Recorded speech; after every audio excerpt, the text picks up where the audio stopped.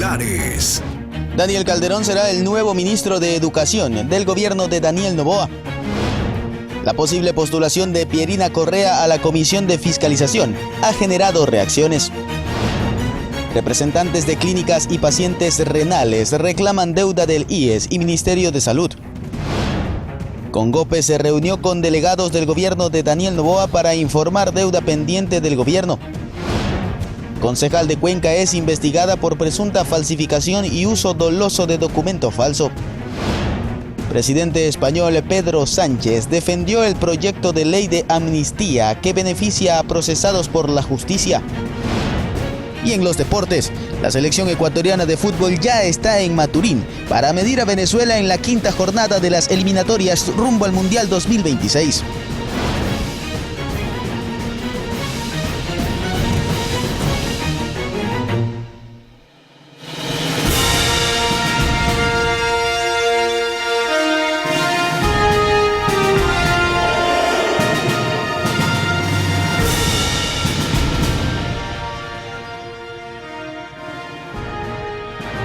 Muy buenas noches, amigos televidentes, y gracias por su sintonía. Luego de que el alcalde Pavel Muñoz asegurara que este 1 de diciembre entrará en operaciones el Metro de Quito, ya se creó un reglamento del usuario en el que constan multas de hasta el 50% del salario básico para quienes hagan un mal uso de este medio de transporte. Aquí iniciamos.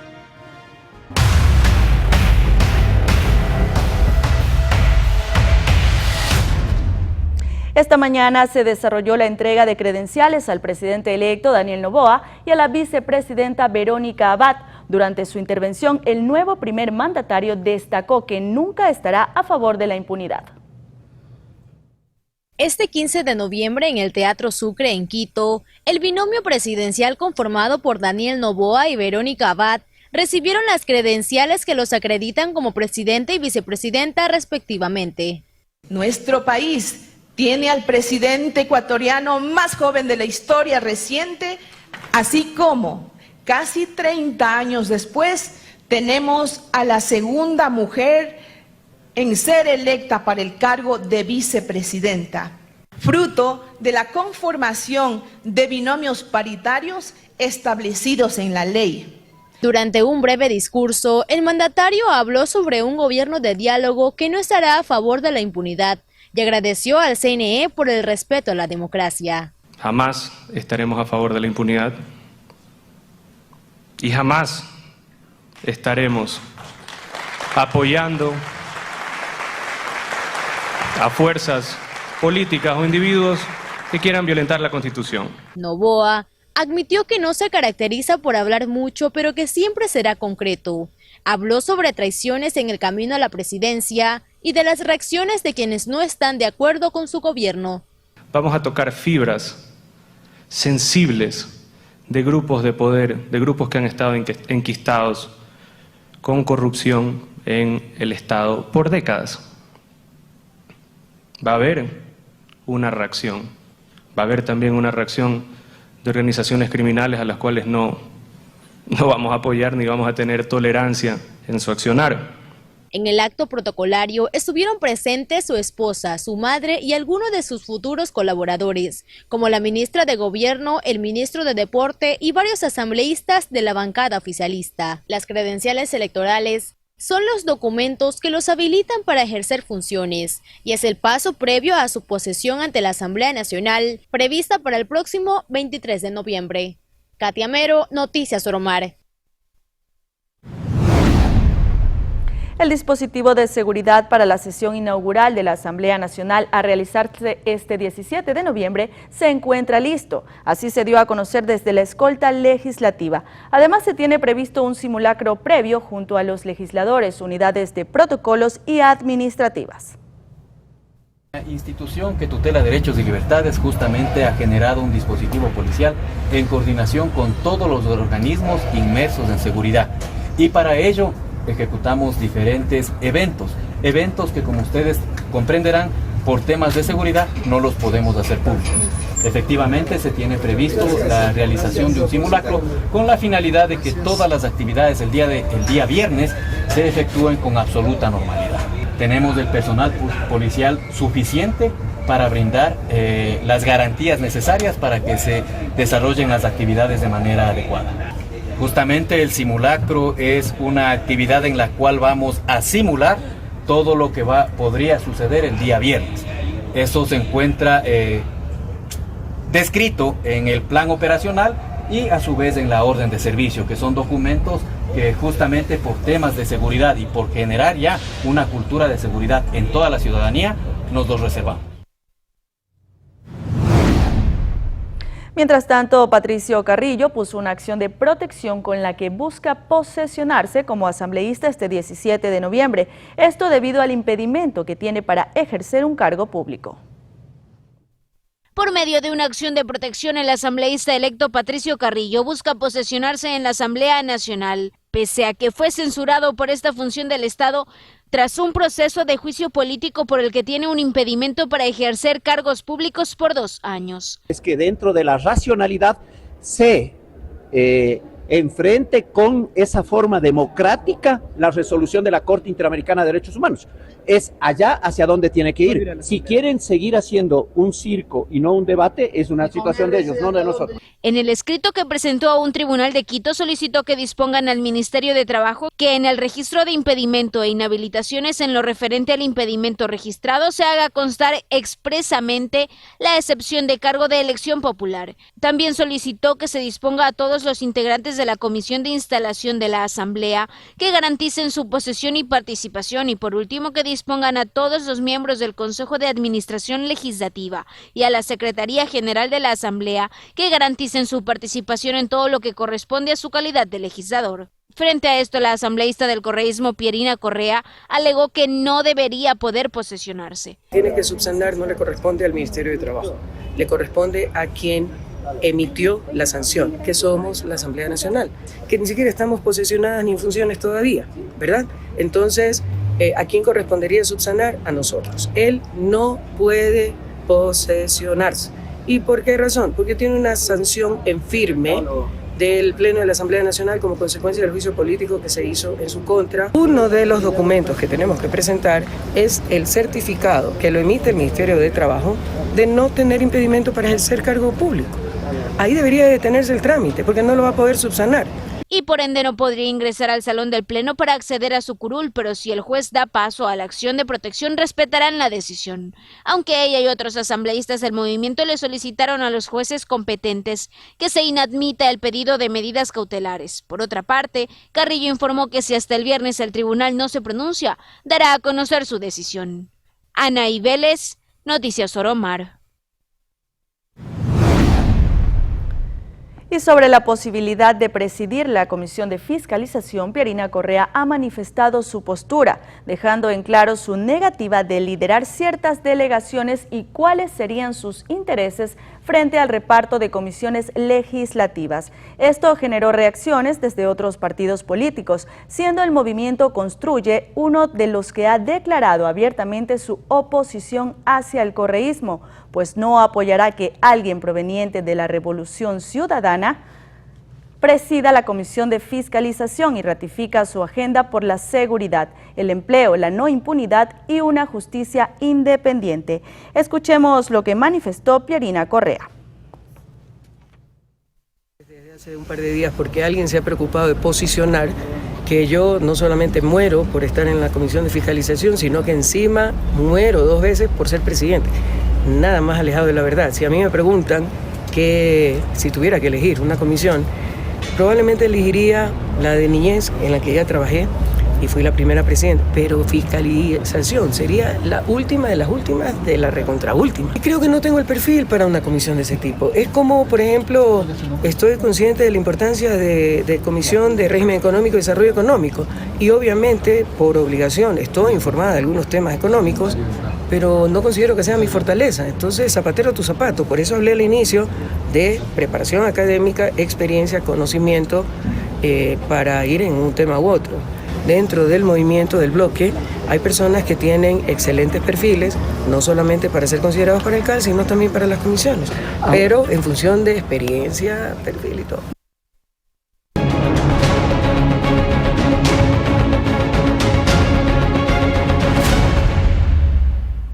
El El presidente electo, Daniel Noboa, dio a conocer quién comandará el Ministerio de Educación en su gobierno. Se trata de Daniel Calderón, quien se desempeña como docente y decano de la Facultad de Ecología Humana, Educación y Desarrollo de la Universidad Casa Grande de Guayaquil. Calderón, quien relevará a María Brown, es licenciado en Ciencias de la Educación y tiene una maestría en Liderazgo de la Innovación Pedagógica y Dirección de Centros Educativos. Desde enero de 2021 integra el Comité Académico, una alianza de instituciones, entidades y personas que potencia el desarrollo social, ambiental, económico, cultural, sanitario y productivo a través de la educación.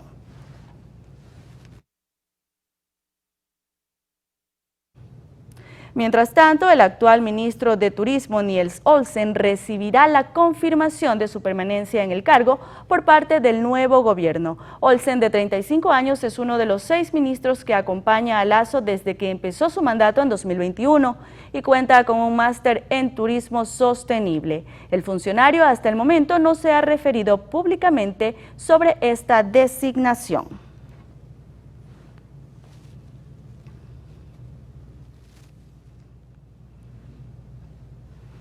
En otro tema, tal y como se había anunciado, el Consorcio de Gobiernos Autónomos Provinciales del Ecuador se reunió con integrantes del futuro gabinete del presidente electo, Daniel Noboa, en el que se informó acerca de la deuda que tiene el gobierno con las prefecturas. Y aunque estaba previsto que Noboa asistiera a dicha reunión, no llegó. Sin embargo, los nuevos ministros de Economía, Ambiente, Obras Públicas y el secretario de la Administración Pública fueron parte del encuentro.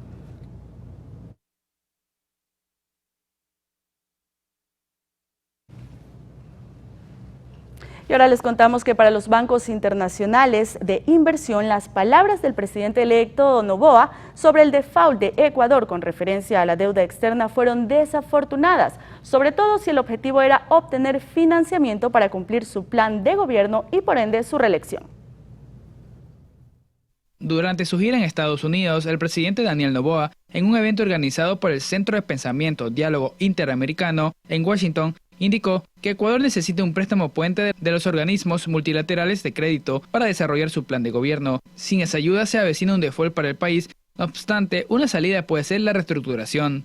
Santander US Capital Markets, una división del Banco Español Santander, indicó que las declaraciones de Noboa sobre la deuda externa en Washington fueron desafortunadas. Y aunque su intención pudo haber sido fomentar un financiamiento más amplio de los multilaterales, tocaron aspectos sensibles de los tenores de bono, dado el historial de incumplimiento de Ecuador, que en total son 11. Para el Buja, el gobierno de Noboa debe implementar estrategias o políticas públicas que permitan recibir mayor cantidad de dinero y así tener margen de maniobra para su gobierno. En el año 2020, en plena pandemia, que Ecuador accedió haciendo una reestructura en materia de finanzas públicas, reestructura también contenedores de bonos y le desembolsaron al país en el lapso de 3 años como $6.000 millones aproximadamente, 6.500 millones de dólares, ¿no?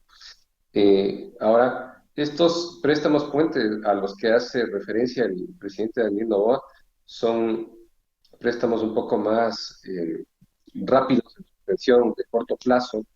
Mientras Valkyrie comentó que esperar hasta 2025 para abordar los desafíos fiscales podría ser demasiado tarde para Ecuador. Esto porque el gobierno no tendría tiempo suficiente para recuperar la confianza del mercado internacional antes de que comiencen a vencer los pagos de la deuda externa. Por ende, Albuja explica que es necesario hacer 2 reformas tributarias por año. Entonces, ¿cómo equilibrar para poder en las finanzas públicas hacer frente a esas obligaciones?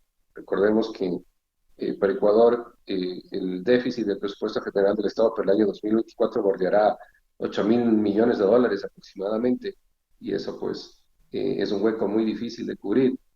También empiezan los vencimientos más fuertes de deuda entre 2025, 26, 27. Una mejor gestión tributaria, ya con los impuestos existentes, la normativa tributaria existente, porque hacer en promedio 2 reformas tributarias por año. Finalmente, Noboa, que asumirá la presidencia por un periodo transitorio de menos de 2 años, condicionó la necesidad de Ecuador de tener ese crédito a corto plazo al éxito de las reformas para así lograr ser reelegido en las elecciones 2025 y evitar esa suspensión de pagos de la que alertó.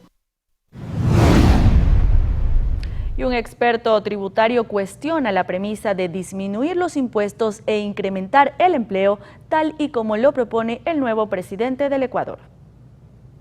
En lo económico, el país vive un escenario real, verdadero, cierto, auténtico de un Estado de pocos recursos, con impuestos disminuidos, con deudas y no tiene dinero para ello.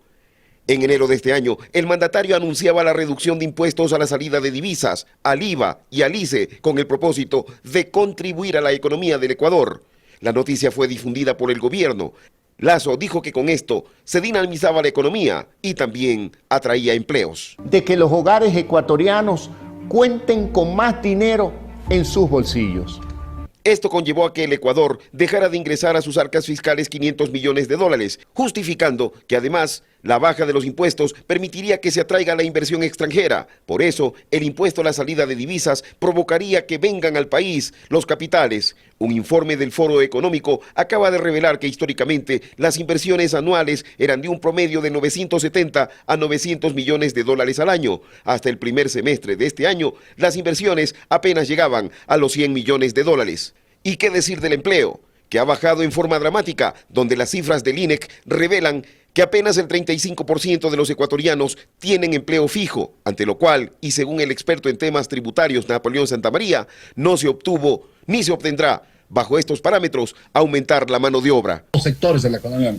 Y dos, no hay fórmula exacta que diga bajo impuestos y mejor empleo. Bajo impuestos y atraigo inversión. El analista reveló que es verificable la baja de las recaudaciones. Así, desde julio de este año, los ingresos por tributos experimentaron una disminución hasta caer al 7.58% en el mes de octubre. El país se está cayendo sus finanzas públicas. El mandatario electo ha sostenido que es partidario de disminuir aún más los impuestos. Entonces, ¿cómo quedaría el Ecuador en sus finanzas? A esto hay que agregar que por la consulta popular, el Estado dejará de percibir 2.500 millones de dólares por el crudo que generaba el Yasuní ITT, los 1.700 millones de dólares por deudas que deberá cancelar el año venidero. Además, el déficit del presupuesto que fácilmente llegaría a 8.000 millones de dólares. Napoleón Santamaría propone un ajuste fiscal en gestión tributaria, el cobro de glosas por parte de Contraloría que apenas llega al 1%,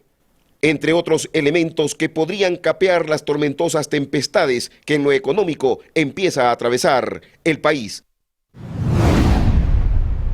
La audiencia preparatoria de juicio contra el fiscal Juan Carlos Izquierdo por violencia psicológica en el caso de Naomi Arsentales se difirió por pedido del funcionario. Según la defensa de la víctima, estarían dilatando la diligencia para evitar una posible destitución. El caso de Naomi Arsentales, la joven manabita que fue encontrada sin vida en un departamento de Manta, ha vuelto a trascender luego de que se suspendiera la diligencia por violencia psicológica contra su expareja, el fiscal Juan Carlos Izquierdo. Es una estrategia que toman todas estas personas porque saben cómo diferirlo para permitir ellos dilatarlas. O sea, me parece que, como se lo saben todos, son unos cochinos que se saben todos los trucos y las mañas, pues obviamente esto se venía a venir. Lo que se iba a llevar a cabo este 15 de noviembre era la audiencia preparatoria de juicio, en la que la Fiscalía iba a emitir un dictamen acusatorio. Ahora la diligencia está prevista para el lunes 27 de noviembre a las 2:30 de la tarde, y en caso de que la jueza que lleva el proceso dictara auto de llamamiento a juicio, el Consejo de la Judicatura debería destituir al funcionario. La destitución es un mecanismo que le permite a la defensa técnica y le permite a la madre de la víctima y la víctima colateral, le permite defenderse y litigar en igualdad de condiciones, de tal forma que es el Consejo de la Judicatura quien tiene que tomar la decisión de destituir al funcionario. Y es que a casi 2 años de que se encontrara sin vida a Naomi Arsentales, aún el caso por femicidio se encuentra en investigación previa. Anaí Vélez, Noticias Oromar. El Consejo de la Judicatura removió de su cargo a Patricia Vintimilla, directora de la institución en Cotopaxi. Esto luego de que la Fiscalía y la Policía Nacional realizaran 31 allanamientos en dicho despacho y en la entidad fiscal de Pujilí en el marco de unas investigaciones realizadas por presunto tráfico de influencias, es decir, que servidores habrían obtenido beneficio económico para favorecer a terceros en procesos judiciales. Además de la remoción de la directora, existen 5 detenidos. Y la Fiscalía de la SUAY investiga un presunto delito de falsificación y uso doloso de documento falso. La persona denunciada es una concejala de Cuenca.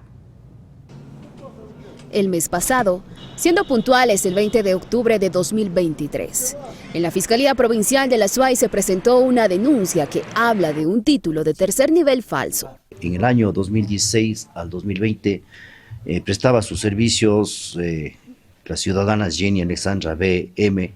En el puesto de ingeniera de control y seguimiento de la empresa Etapa, y que para eso se requería un título de tercer nivel, que en la documentación presentada por la antes mencionada ciudadana se había presentado, perdón la redundancia, un certificado de la universidad que no tenía ningún sello, y que posteriormente se había realizado la investigación pertinente en el CENESID, en donde no constaba ningún título universitario. Algo que según consta en las declaraciones del denunciante, conocían los directivos de la empresa municipal Etapa en el periodo comprendido entre el 2016 al 2020. A fin que se tomen los correctivos y evitar que la ciudadana en mención siga firmando o suscriba documentación como ingeniera. El hecho es que recién en el año 2022 se verificó que Jenny Alexandra B.M. registra un título universitario como tecnóloga superior en gestión pública. Se ha aperturado ya una investigación por parte del fiscal y se ha dispuesto varias diligencias para investigar el presunto delito de falsificación y uso doloso de documento falso, tipificado y previsto en el artículo 328 del Código Integral Penal. El asunto es que la ciudadana en mención es una de las concejales de Cuenca, elegida por el voto popular en las seccionales de febrero pasado.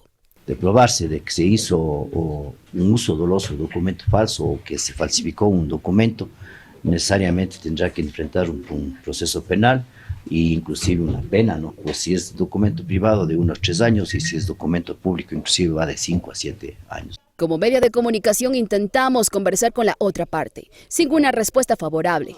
A través de una llamada telefónica, la denunciada manifestó que no se pronunciará hasta que concluya la investigación previa, que es de 90 días. Momento de invitarlos a seguir nuestra página web www.oromartv.com, donde podrán disfrutar también de nuestro contenido en vivo y otras notas de su interés. De esta manera nos vamos a una pausa comercial. Enseguida regresamos con más noticias para ustedes.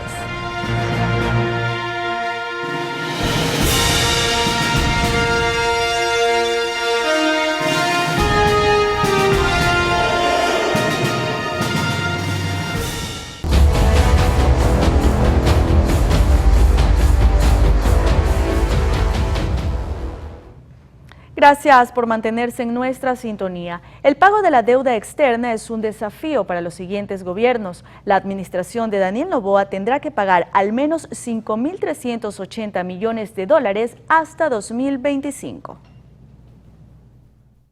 Ecuador acumula una millonaria cifra de deuda pública. Hasta agosto de este año sumó $75.227 millones, lo que equivale al 62% del Producto Interno Bruto del país. Una cifra que si bien ha disminuido porque en 2021, cuando Guillermo Lasso asumió la presidencia, se ubicaba en un 71% del PIB, aún continúa siendo un desafío para los próximos gobiernos. Y es que entre el próximo año hasta el 2029, el Estado tendrá que saldar los mayores pagos de los préstamos externos. En esos años, el gobierno pagaría más de 21.000 millones por deuda externa. La magnitud de esa cifra es tal que casi equivale a los ingresos que percibe el Estado en un año. Y a tan solo días de que se posesione el presidente electo Daniel Noboa, se estima que tendría que pagar más de 5.000 millones de deuda externa. Pero el mayor problema para el país es que las cuotas cuotas de los préstamos de ese monto comienzan a aumentar, sobre todo a partir de 2025.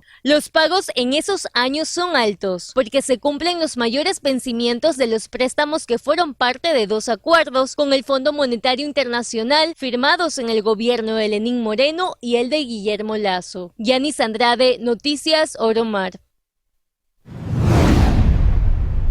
Y les contamos que se han regularizado 1.300 negocios que no pagaban impuestos y que se dedicaban al comercio electrónico o en redes sociales o en plataformas como Airbnb.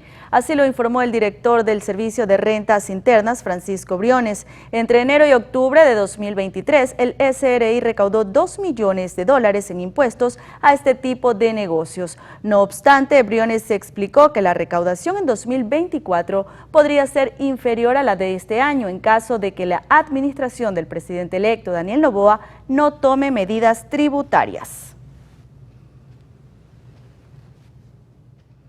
Y el Ecuador está a un paso para exportar a los Estados Unidos sin aranceles, según la embajadora de nuestro país en Norteamérica. La propuesta está en manos del Senado estadounidense.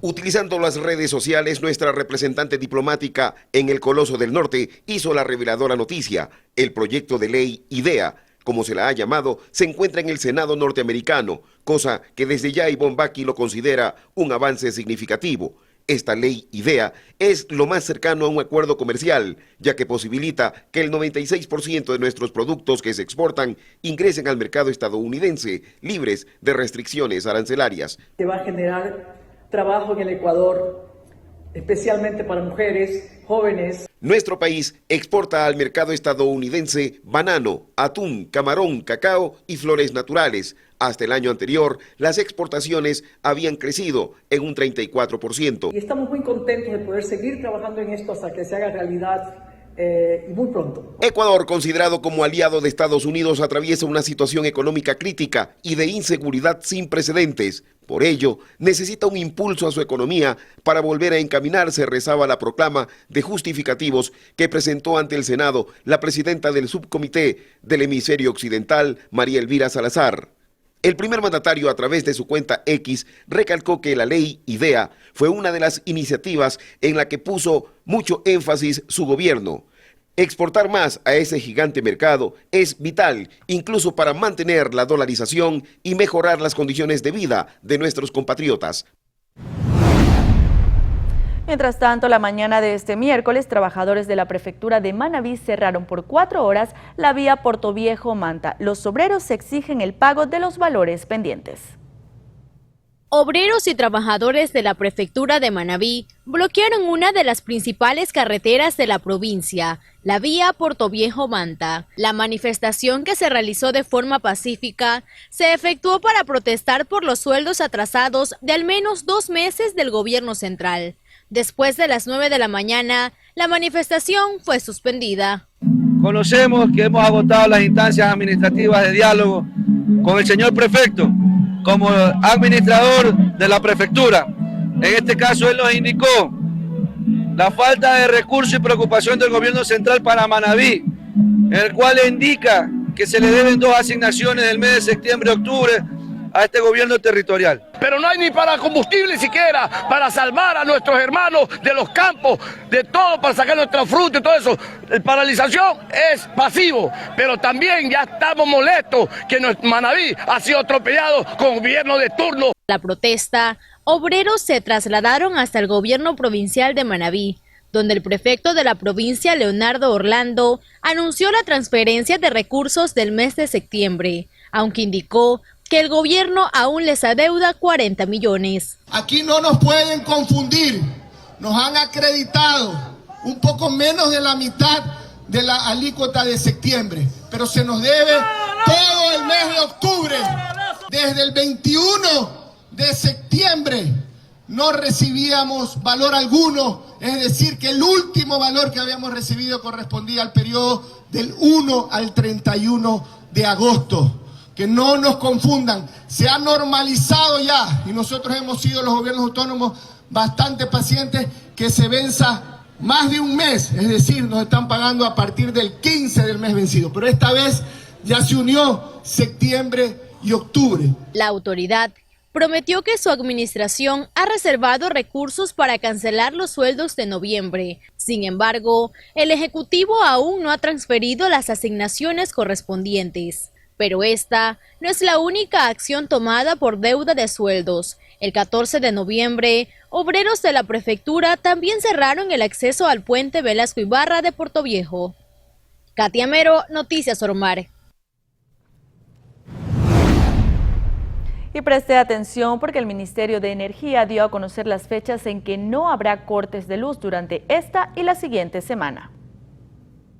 El viernes 17, sábado 18 y domingo 19 de noviembre no habrá cortes de luz en Ecuador. Así lo dio a conocer el Ministerio de Energía y Minas a través de un comunicado. Según la cartera de Estado, la decisión de suspender los racionamientos se tomó con base en las acciones ejecutadas para aumentar la generación eléctrica, así como una mejora en los caudales de las hidroeléctricas Coca-Codo, Sinclair y Mazar. En tanto que desde el lunes 20 de noviembre los racionamientos se darán a partir de las 10 de la mañana conforme el calendario de las empresas distribuidoras de electricidad.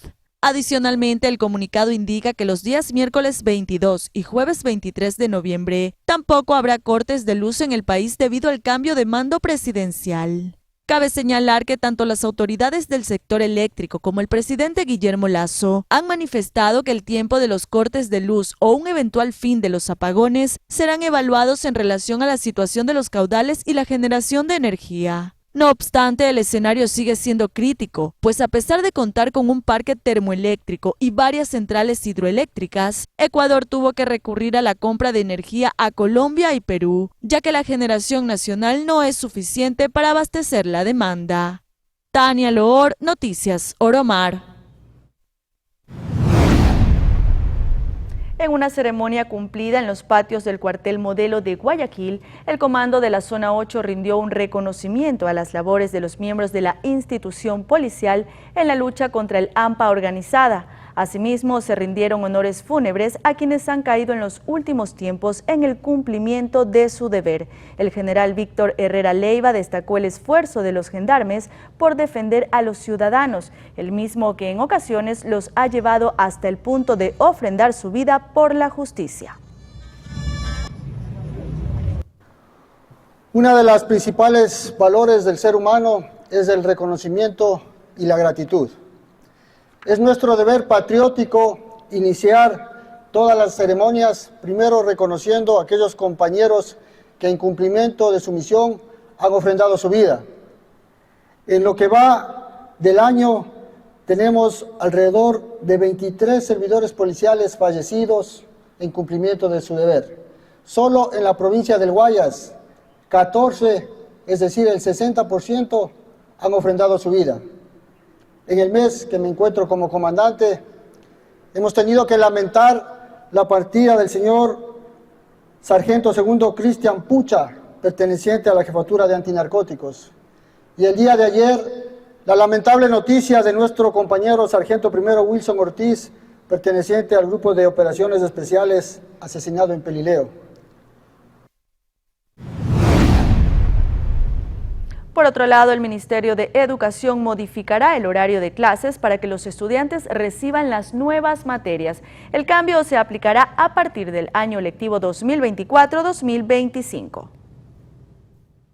La inclusión de nuevas materias y la implementación de nuevos horarios de clases serán los cambios más relevantes que serán aplicados por el Ministerio de Educación desde el periodo lectivo 2024-2025. El nuevo currículum establece 4 grupos de materias tradicionales, conocidas como de conocimientos funcionales. Entre ellas constan matemáticas, lenguaje, física y álgebra, mientras el grupo 2 de asignaturas transversales serán impartidas junto a la mayoría de materias, por ejemplo, informática y educación financiera, mismas que en periodos anteriores solo son impartidas por bachillerato. Entre las nuevas materias denominadas flexibles constan programación, Educación para el Desarrollo Sostenible, Escritura Académica y Cosmovisión Andina. Las materias optativas responderán al contexto de cada institución educativa. La implementación de las nuevas asignaturas aplicará también algunos cambios en los horarios. El Ministerio de Educación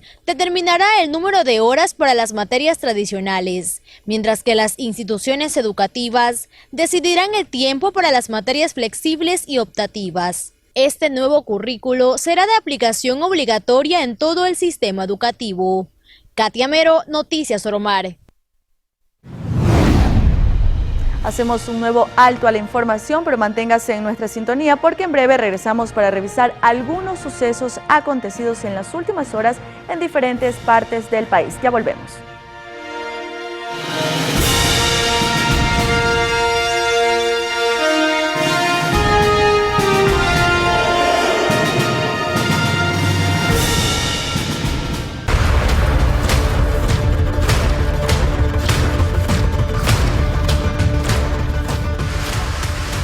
Esta mañana en Guayaquil, los representantes de las clínicas que prestan servicio de diálisis y también pacientes con insuficiencia renal crónica reclamaron el pago de la deuda del IES y el Ministerio de Salud Pública, que ya asciende a 145 millones de dólares.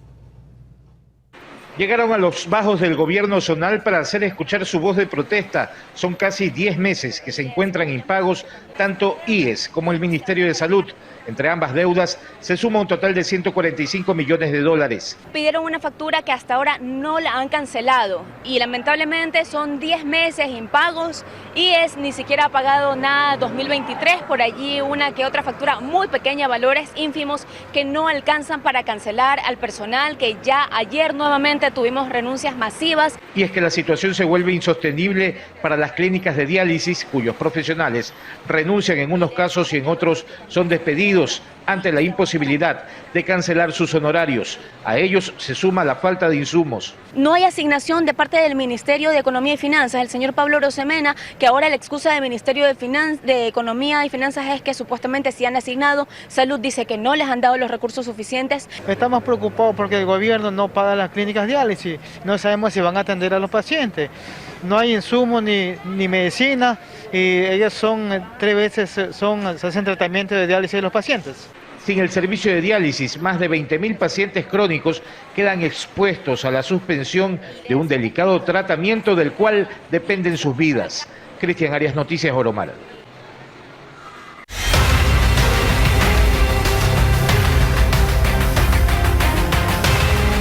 Un padre y su hija fueron asesinados al interior de su domicilio ubicado en San Borondón. Aquí las incidencias de este y otros hechos.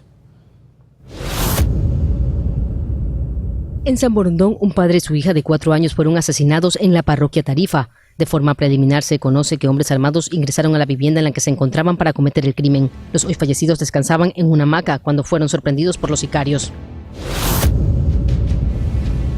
Un hombre fue asesinado de varios disparos de arma de fuego cuando se encontraba en los exteriores de un centro comercial ubicado en la avenida Benjamín Carrión, norte de Guayaquil. La víctima caminaba tranquila por el sector cuando un individuo, que al parecer lo tenía vigilado, lo interceptó y le propinó al menos 7 disparos. Incluso ya en el piso, el sicario volvió a detonar su arma de fuego. Posterior a ello, huyó a bordo de una motocicleta. 4 detenidos, una persona rescatada y 2 víctimas mortales. Fue el saldo de un operativo antidelincuencial que se ejecutó en el cantón Pelileo, provincia de Tungurahua. La Fiscalía General del Estado presentó este balance y confirmó que en el procedimiento se registraron 2 pérdidas humanas, entre ellas la del sargento primero policía Wilson Ortiz Ceballos, quien tenía 21 años de servicio. A pesar de que el uniformado fue llevado hasta una casa de salud, este dejó de existir en el trayecto. María José Pino Argote, Noticias Oromar. Al norte de Guayaquil, una pareja fue asaltada por motorizados armados, mientras que en Montecristi, provincia de Manabí, el chofer de un bus fue desvalijado mientras almorzaba.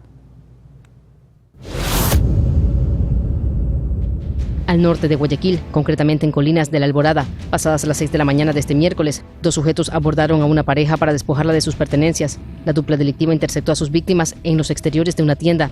Una de ellas descendió del liviano vehículo y con arma en mano procedió a revisar a los ciudadanos. Los antisociales actuaron sin siquiera importar que la zona era transitada. Y en Sauces 8, también al norte de la urbe, un sujeto robó una camioneta que se encontraba estacionada. El antisocial se aseguró de que nadie lo estuviera observando para poder abrir el vehículo y llevárselo. Todo este accionar quedó registrado por una cámara de seguridad de la zona. Esto permitirá a la policía empezar con las respectivas investigaciones. En Manabí, 2 delincuentes a bordo de una motocicleta asaltaron a un conductor de un transporte urbano de la línea 14 en el sector El Prado de Montecristi. El ilícito quedó registrado por la cámara de seguridad del bus. La víctima se encontraba almorzando cuando fue sorprendida por los antisociales, quienes se llevaron varios objetos personales y también las ganancias del día. María José Pino Argote, Noticias Oromar.